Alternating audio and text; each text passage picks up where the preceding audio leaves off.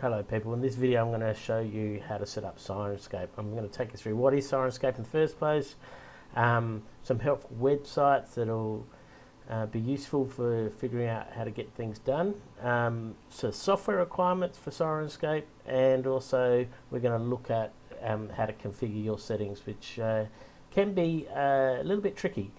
So Syrinscape is some software that allows you to play sound effects and background music in your campaign.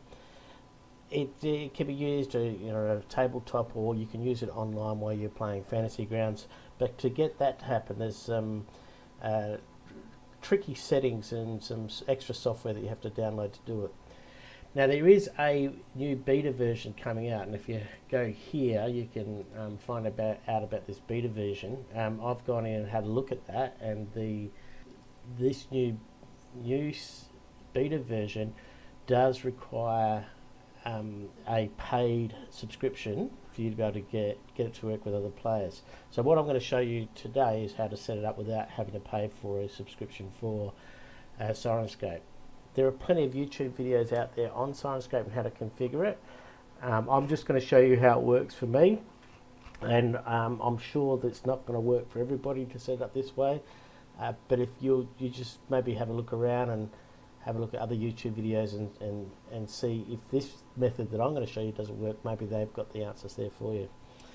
So the first thing you need to do is to download Syrinscape. So you can just go to their website, hit the download, and you can download it for whatever operating system that you want to use, or that you're using.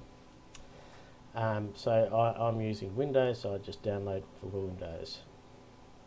There's videos here, and you can install that wherever you want to install it on your system. And there are videos on sites which explain to you how Syrinscape works and what it does. I'll bring up my copy of it now and show you what that looks like.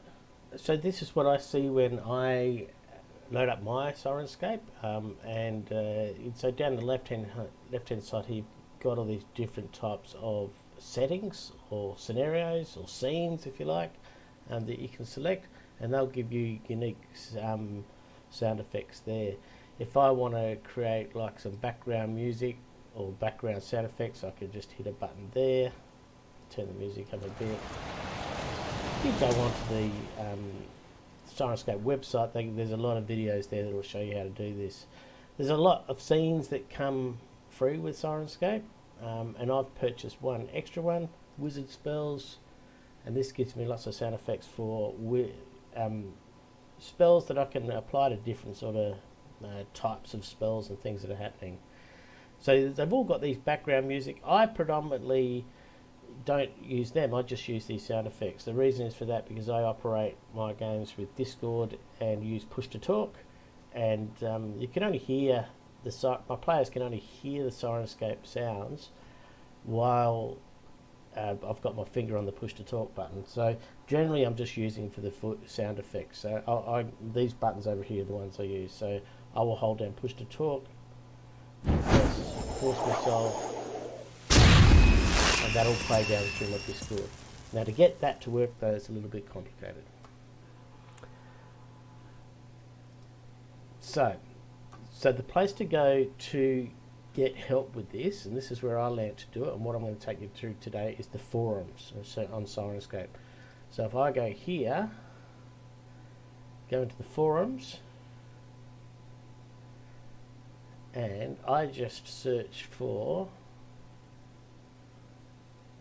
with the search button, if it's Discord, and the first one that came up, this is the one I use. Okay, and I'm going to take you through these steps right now. So this is written as if it is for TeamSpeak, but the same settings do work for Discord. So first thing you're going to do though is there's another little link here, and you've got to open that up as a new window, so you can flick back and forth between that and the other one. This one here tells you the extra software that you have to download, and also the configurations for that software. So I'm going to take you through all that. First thing you're going to do is to go and hit this link here. This is going to take you to, you're going to need two things: Voice Meter banana and your VB audio cable. So click on that one, the VB cable, and you can download this and install it. Just click on that button and download and install it. And the other one you're going to need is Voicemeeter.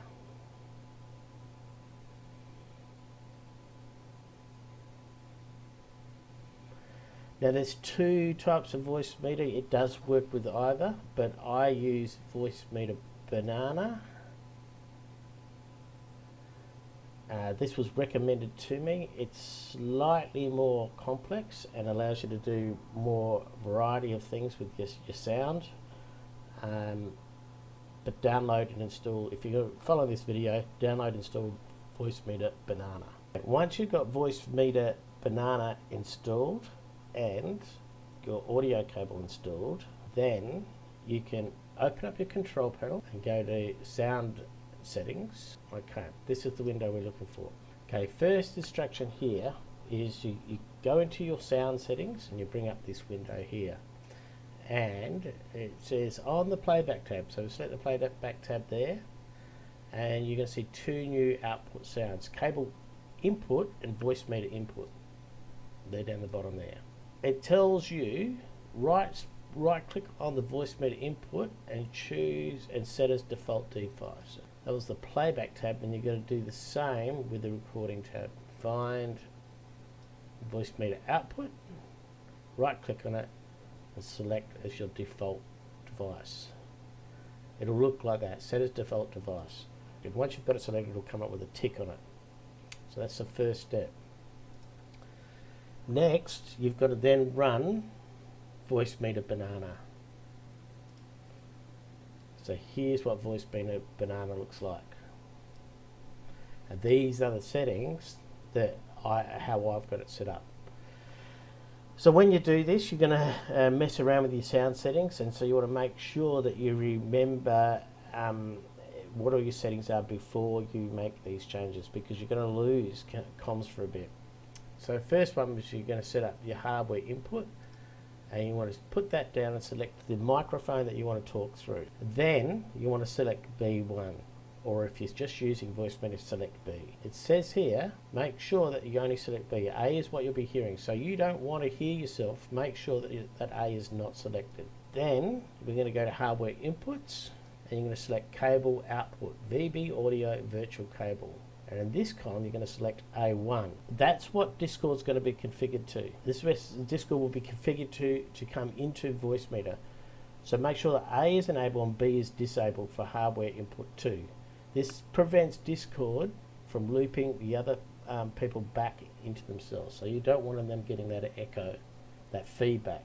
And number 3, virtual inputs. You don't need to do anything with this column here. Virtual inputs. This is where Syrinscape and your other systems like YouTube and all that are gonna will be entering Voicemeeter. So this is where all your other software is going to come into here, including Syrinscape.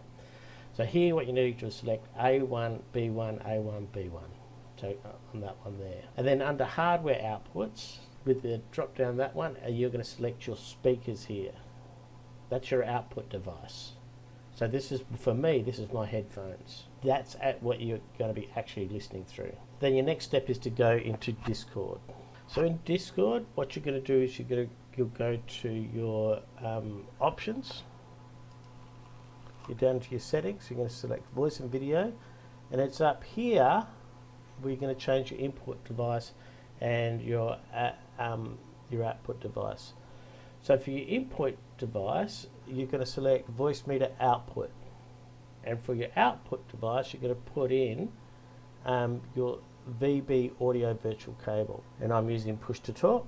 So with those settings, I should be good to go. Now, once you've set all this up, you've really got to keep Voicemeeter open all the time. Voicemeter is now going to be like a mixing desk for your computer, and all your software will have to run through that. So that's how you set up Syrinscape. Thanks for watching.